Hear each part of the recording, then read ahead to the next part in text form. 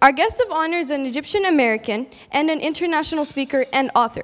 Two of her books, Reclaim Your Heart and Love and Happiness, are her most famous. She is the first female instructor at Al-Maghrib Institute. I would like to welcome to the stage Ustadha Yasmin Mogahed.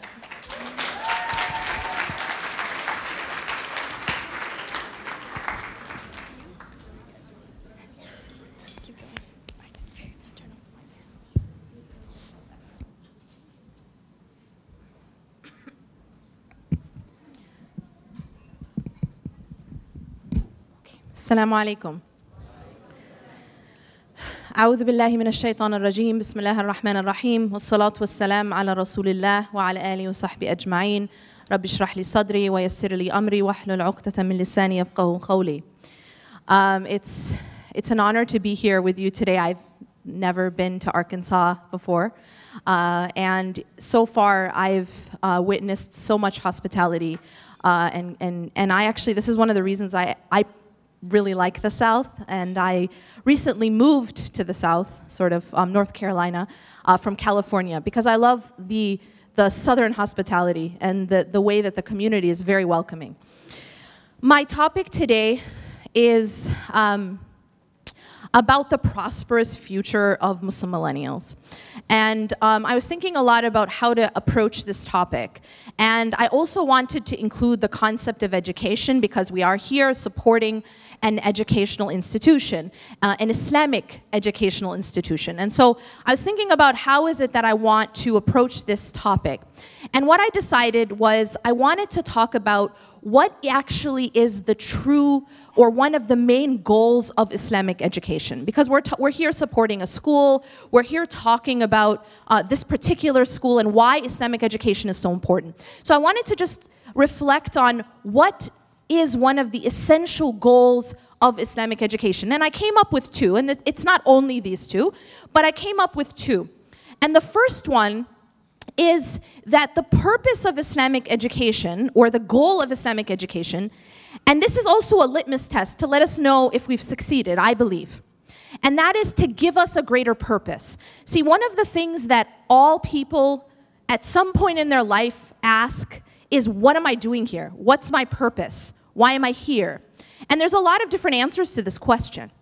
But what is that greater purpose? Now, if we look at the Quran and we look at what is it that Allah says, what is it that God gives us as our highest purpose? Now, each and every one of you have a purpose. I'll call this the lowercase p purpose, right? We all have purposes that we live for in life, right? We have a lot of doctors, I heard, yeah?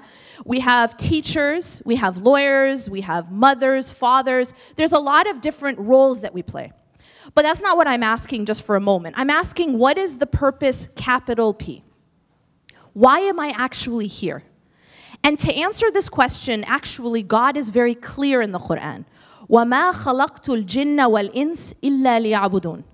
So Allah subhanahu wa ta'ala has actually given us the answer to this question very clearly in the Quran. وَمَا خَلَقْتُ الْجِنَّ وَالْإِنسِ. I'm going to stop for a second. In the Quran, and actually the comedian that came before me gave a little bit of an introduction with la la la la. But this construction of la ilaha illallah, it's a construction in Arabic where it begins with a negation. In other words, you negate any other purpose. So it's almost like taking a slate and wiping it clean. All right? So for example, la ilaha illallah linguistically is actually saying there is no ilah, there is no object of worship, or as the brother said, God, small letter G.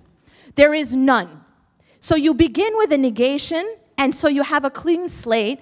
Why is this construction used? The reason is to give exclusivity. Do you guys understand what I'm saying? So that you say there is no other purpose, or there is no other God, in order to say illa, and then you add except. Now what that does in the Arabic language is it tells you that this is the exclusive answer to the question. So in this case, la ilaha illallah is that there's nothing worthy of worship. And if you stop there, that's atheism, isn't it? Right? There's no God. La ilaha, the first half is atheism. There's no ilah. There's no God. But Islam is to add the second half, which is very important, illallah, except for God. So in other words, there is nothing worthy of being my object of worship. And ilah in the Arabic language is a very deep concept, by the way. Ilah isn't just something you pray to. Ilah isn't just like a stone idol. And ilah, and I'm gonna tell you this, even an atheist has an ilah. You're gonna be like, what? Even an atheist has an ilah. Even an agnostic has an ilah. Even someone who says, I don't believe in God, has an ilah. Meaning, they have something that they worship. Something that they put at the center of their existence. Something that they put at the center of their hearts. Something they put at the center of their lives. Something they live for. And something they're willing to die for. That's an ilah. And so, what makes a Muslim is to say that there's nothing worthy of being at that position except for God. It is pure monotheism. Pure in Arabic tawheed. So that's la ilaha illallah. But now where does the other ayah come in? وَمَا خَلَقْتُ الْجِنَّ وَالْإِنسِ. This is the ayah about purpose. Capital P. Again, each and every one of us have lesser purposes, but this is ultimate purpose. Allah subhanahu wa ta'ala says, we have not created jinn and human beings for any other purpose in parentheses. وَمَا خَلَقْتُ الْجِنَّ وَالْإِنسِ. We have not created them for any other purpose, illa, again, you hear that illa, except, so this is that exclusivity of purpose. Illa liya'budun. Except, now, here's another very deep concept, ubudiyya. The concept of ubudiyya, which means, loosely translated, worship. But the concept of ubudiyya in Islam is not just praying and fasting. Worship is not just what you do in the mosque. But worship can also be time that you spend with your family. Worship can also be time that you give to your community. Worship can be teaching. Worship can be even that intimacy between a husband and wife is actually an act of worship, as the Prophet ﷺ said. So worship is it's a comprehensive concept in Islam. But what is God telling us? He's telling us that the only purpose that we were created for, and there's no other, is to worship God. Now, what does it mean to truly worship God? It means essentially to put Allah or God. You know, one of the funny things is, I remember like a long time ago, there was like this award ceremony, and this celebrity stands up and was like trying to be really like open and inclusive. So he goes, whether you believe in God or Allah, that's the point, is they think it's two different things. God is Allah. When we say La ilaha illallah, we're not saying that our God is the only God or our Muslim God. We're saying the God of all people is the only thing worthy of our ultimate love and worship. And so when we give purpose to the next generation, see, because the problem is we live in a society right now that worships a lot of other things. We worship a lot of things in our society. And in fact, we are bombarded with things to worship. And I'm not talking here about Jesus. I'm not talking about religion. I'm talking about materialism. I'm telling you that we are actually living in a society that teaches us and it actually bombards us with the worship of money, with the worship of status, with the worship of power. These are the things we actually worship. We don't worship, these religious symbols anymore. This is actually what our children are, and us, are dealing with. That this is the type of worship that we're being told to be involved in. And that is that take your money as your Lord, or take your status as your Lord, or take power. There are a lot of people who worship power. If you look at the crimes that are being committed at the highest level to the lowest level in the world, and you look at why, you'll find that that's what it's about. It's about the worship of power and the worship of money. And so these are objects of worship. Now, how do we come back to our ultimate purpose? Our ultimate purpose is to realize that our that our being created was for this one purpose, and that is to know, love, worship God. And I think that this is the first goal that I see, and as a litmus test, are we doing our job right in Islamic education? Have we given that higher purpose?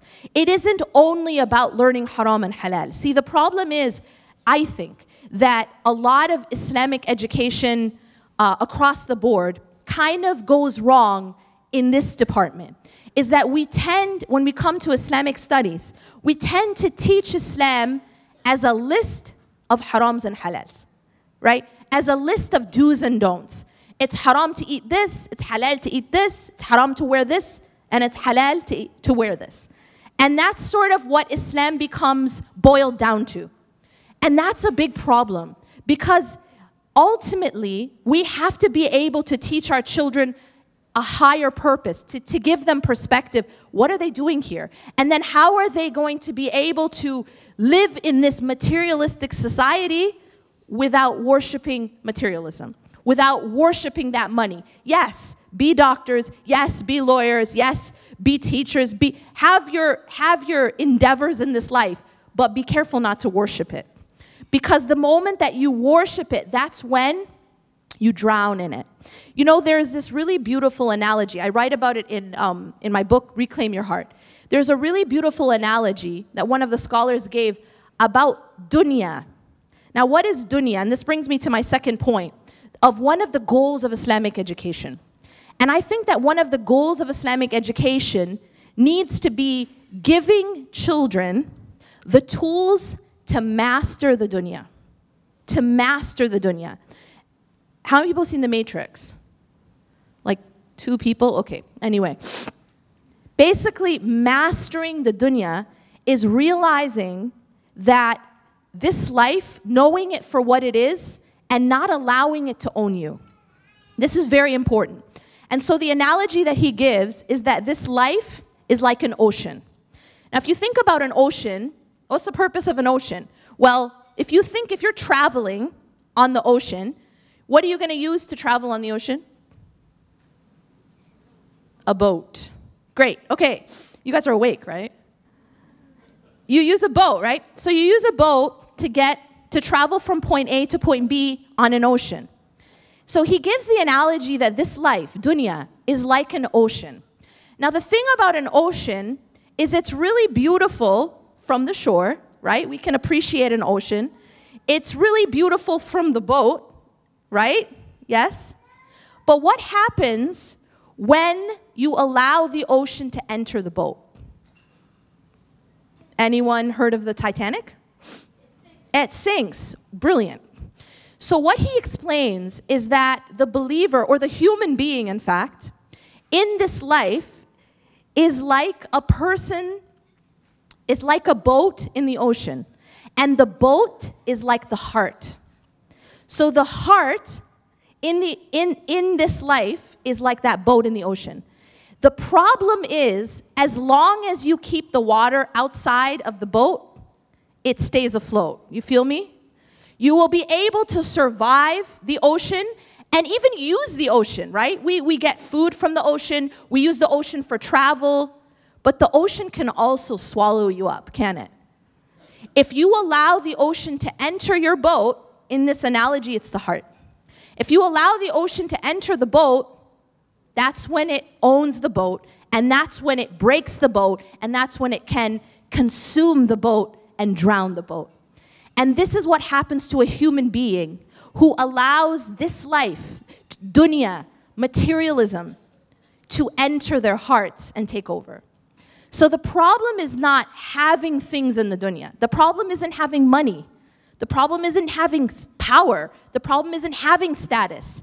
The problem is when we start to worship these things. The problem is when these things take over our hearts. And when a person allows money, for example, to take over their hearts, it's like a boat that allows the ocean water to enter it. And we all know, as many of you said, what happened to the Titanic, right? It was supposed to be the unsinkable ship. It was supposed to be the greatest ship of its kind, of its time, right? And what happened to it? It went down in history as the ship that got owned by the ocean and drowned.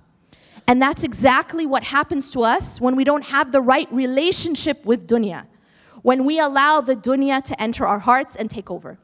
And when our love for dunya is so intense that we actually become slaves to the dunya. So there's a very famous saying of one of the companions. And what he said is, zuhud. Zuhud is a concept of detachment, not being too attached to this life. He said that detachment is not that you do not own anything. It is that nothing owns you. So you may, and there were many companions, they were very wealthy. They had money, but as the scholars say, their money was in their hand, not in their hearts. The problem is when money is in the heart, it poisons the heart. Just like the water of the ocean poisons the ship. And so these are concepts that we have to teach our children because yes, we live in a society that tells us to worship money, that tells us to worship status, to worship materialism.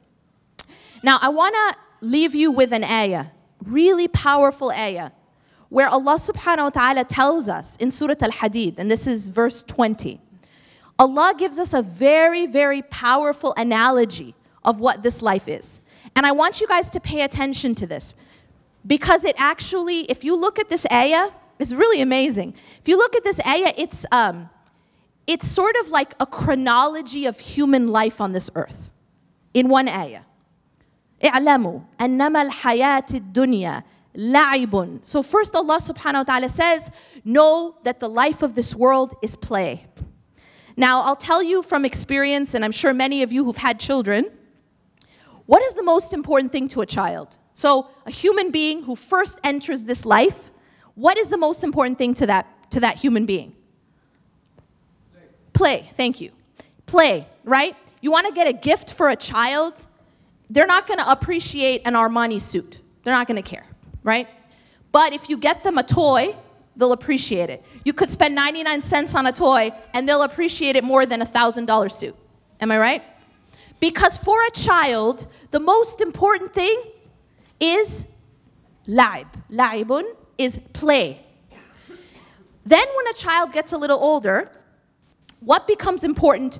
So I'm talking now middle school age. Any teachers of middle school or parents of middle school age children? Raise your hand. All right. Can anyone tell me what's the most common phrase that comes out of their mouth? Anyone? I'm bored. There it is. Everyone always gets it. It's I'm bored. And the reason for this is at that age, you want to be entertained. It's like they want constant stimulation. You know what I'm saying?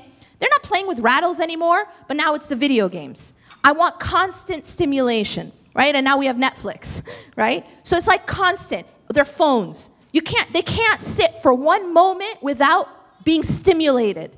And it's that concept of I want amusement. You know what that's called in the Quran? Lahu. So Allah subhanahu wa ta'ala says, la'ibun wa lahu. Right after play, Allah says lahu. And lahu means amusement, entertainment. So Allah here is saying no, that the life of this world, first He says play. Then He says amusement or entertainment. La'ibun wa lahun wa zinatun. Now we get into high school, all right? What happens in high school? Well, what happens in high school is you're not playing with rattles anymore. Maybe you may or may not still be obsessed with video games. That's a point of contention. But what becomes very important when you're a teenager, especially for girls, is how you look. It becomes more and more important how you appear. And this is why if you look statistically at when do you see a lot of eating disorders, it's usually during the adolescent age. And that is because the way you look becomes of utmost importance. So what does Allah say next in this ayah? لَعِبٌ وَلَهٌ وَزِينَةٌ. Zina is adornment, to decorate, to adorn. And Allah subhanahu wa ta'ala says this number 3 in this ayah. Now as you get older and now you're getting into college and you're taking the MCATs and the LSATs and the SATs and the ACTs, and it's a lot about proving yourself, isn't it? So what does Allah say next? لَعِبٌ وَلَهْوٌ وَزِينَةٌ وَتَفَاخُرٌ بَيْنَكُمْ. Next, he says that the life of this world is a lot of showing off.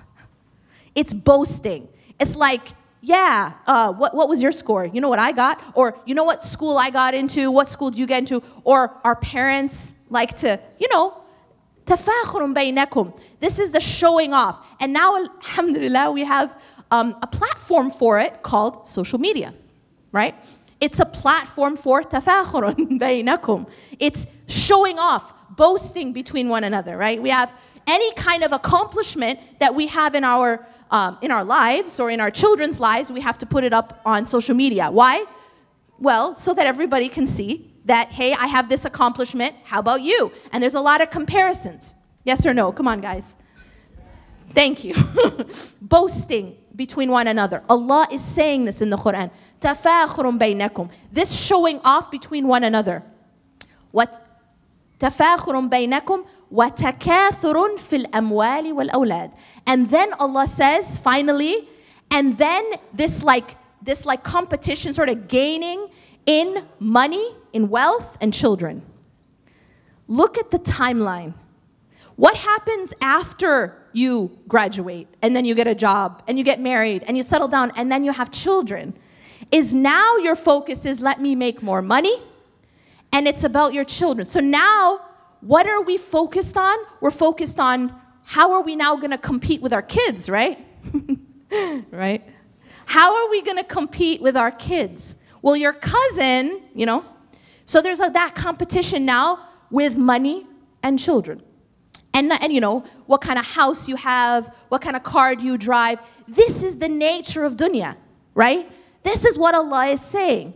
And He says it in chronological order. But you know what we have to reflect on about this ayah? Is that the things that matter most to you at any point in time, right? We said play first, right? There was a time in your life where all you cared about was a rattle. And you thought the rattle was the end of the world. What happens if you take a rattle away from a baby? Anyone? The end of the world. So for that human being, it's the end of the world to take away a rattle. What happens if you keep a middle schooler from playing his video games or her video games? It's the end of the world. You feel me? What happens when you get older and you know you have a breakout or something, right? Do you understand what I'm saying? Or what happens when you get a bad grade at some point in your life? Every single one of you probably thought at one point the world was over because you got a bad grade. It all happened. It happened to someone. But now, 5 years, 10 years, 20 years, 40 years later, does it matter anymore? Does it matter anymore, anyone? That exam, it actually didn't end your life, right? Losing that rattle, losing that video game, it actually didn't end your life. That breakout, it didn't end your life. Even that breakup, it didn't end your life, right? And so the idea is, and this is what Allah is teaching us, is that these things, and I'm going to tell you in a moment, the rest of the ayah explains it. These things, we believe it's like everything, but then it passes, it fades, right? And then 5 years later, 10 years later, it doesn't even matter anymore. كَمَثَلِ غَيْثٍ أَعْجَبَ الْكُفَّارَ نَبَاتُهُ. Then Allah says, it's like a farmer who gets really excited with this heavy rain. Why? Because of the nabat that comes from it, because of the vegetation that will come from heavy rain. But then Allah says, what happens to that vegetation? كَمَثَلِ غَيْثٍ أَعْجَبَ الْكُفَّارَ نَبَاتُهُ ثُمَّ يَهِيجُ فَتَرَاهُ مُصْفَرًّا. But that same vegetation eventually dries up and becomes yellow. And then you see it, that same vegetation, it will dry up, it'll become yellow, and then it just becomes like debris. You know, if you take a rose, and it's really beautiful for a moment, a day, two, maybe if you're lucky, a week, but what happens after a month to that rose? No one's ever seen a rose?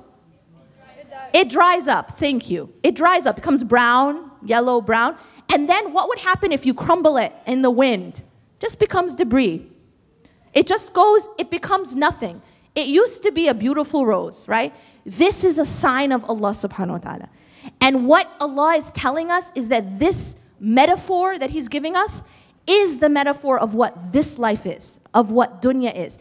It's something that we get very worked up about for a while, and then it passes, right? And then we get worked up about something else, and then it passes. And then we get worked up, and then it passes. Until eventually the whole thing passes. Until the whole thing passes. And this is what Allah is telling us. كَمَثَلِ غَيْثٍ أَعْجَبَ الْكُفَّارَ نَبَاتُهُ ثُمَّ يَهِيجُ فَتَرَاهُ مُصْفَرًّا ثُمَّ يَكُونُ حُطَامًا. And it just becomes like debris. And then Allah says, وَفِي الْآخِرَةِ. And then Allah is saying that in the akhirah, in the hereafter, there's basically one of two outcomes. Either there is punishment, or there is maghfirah, forgiveness, and mercy from God. وَمَا الْحَيَاةِ الدُّنْيَا إِلَّا مَتَاعُ الْغُرُورِ. And what is the life of this world but chattel of deception? What is the point of this ayah? What is the lesson behind this ayah? The lesson is this. There are things in this life that Allah subhanahu wa ta'ala gives us. Mata', by the way, the word mata', in the Arabic language, mata', it's translated as pleasure, but literally it can also mean a tool.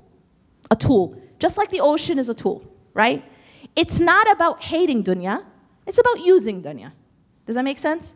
It's about using it. Because every single thing in dunya, yes, you can enjoy it, but essentially it's meant to take you to a better place. And actually, if you look at the meaning of the word dunya, does anyone know what's the literal meaning? Something lower. So, hayat dunya literally means the lower life. Isn't that deep? Anyone think that's deep? Yep. That's deep. Yes. The lower life. And you see, even in the Quran, when Allah subhanahu wa ta'ala talks about in Surah Al-Rum, He says, Adna al-ard. He says, Adna al-ard means the lowest land. غُلِبَتِ الرُّومِ فِي أَدْنَى الْأَرْضِ. When Allah was actually describing something that was going to happen in the future, He was saying and describing as it was going to happen, and He said when it was going to happen, and He said in the lowest land. Adna al-ard. The word dunya means lower. And it is hayat dunya because, guess what? We have a higher life. We have a better life. And this particular one is the lower life. It's not all bad, but it's not all good either. Do you feel me? It's not all bad, but it's not all good either. It's not perfect. Anyone have a perfect life? Raise your hand. Anyone have a perfect life? Guess what? No one has a perfect life. No matter how much money you have, no matter how much power, just look at Trump, right? No matter what you have of dunya, it will never be perfect. And that is the nature of dunya. And yet, the human being is a little foolish, right? Can I tell you why? بَلْ تُؤْثِرُونَ الْحَيَاةَ الدُّنْيَا وَالْآخِرَةُ خَيْرٌ وَأَبْقَى. That we still prefer this life, even though the next life is better and longer lasting. أقول قولي هذا واستغفر الله لي ولكم إنه غفور رحيم سبحانك الله وبحمدك أشهد أن لا إله إلا أنت أستغفرك وأتوب إليك. I don't want to keep you too long because it's late. But I want to say this. Everything I've said is a reminder to myself first. And I also want to let you know I do have a few limited copies of, I have 2 books. One of them is called Reclaim Your Heart. I'll just tell you a little bit about it. And the other one is called Love and Happiness. Reclaim Your Heart is a book I wrote literally through blood, sweat, and tears, my own life. As I went through my life, I learned a couple things. I made a lot of mistakes. And so I wrote about it. I wrote about the things that I was going through, and I wrote about what I was learning along the way. And essentially, the concept of Reclaim Your Heart is about the fact that we come into this life and we give our hearts away. We give our hearts away a lot of things. We give our hearts away to money. We give our hearts away to people. We give our hearts away to, our careers. There's a lot of things that we give our hearts to that don't deserve to have our hearts. Essentially, the concept is that the heart belongs to God. And so it's about how to take your heart back and give it to God. And what does that actually mean? And the fact that it doesn't mean you become a monk. It doesn't mean you don't get married and have kids. It doesn't mean you don't have a career. I have all those things, alhamdulillah. But it was about my own journey of understanding how to live in this life without drowning in it, right? That concept of the dunya.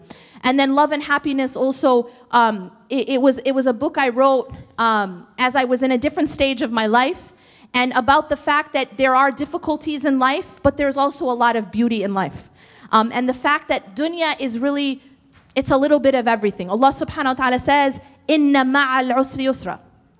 And this is a very deep concept because Allah doesn't say in this ayah, if I ask most people to translate this ayah, إِنَّ مَعَ الْعُسْرِ يُسْرًا, most people will say after hardship is ease. Most people.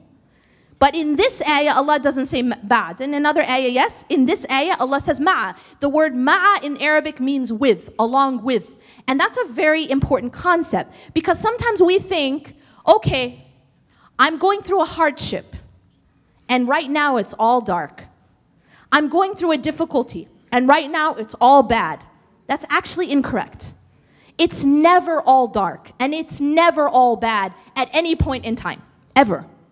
Nobody has it all dark and nobody has it all bad because Allah says that with the hardship is ease, plural, by the way.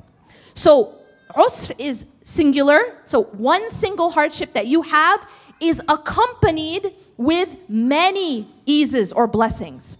What it means is that at every point in time, no matter how hard your life gets, Allah at the same time gives you a lot of blessings. And it's always at the same time.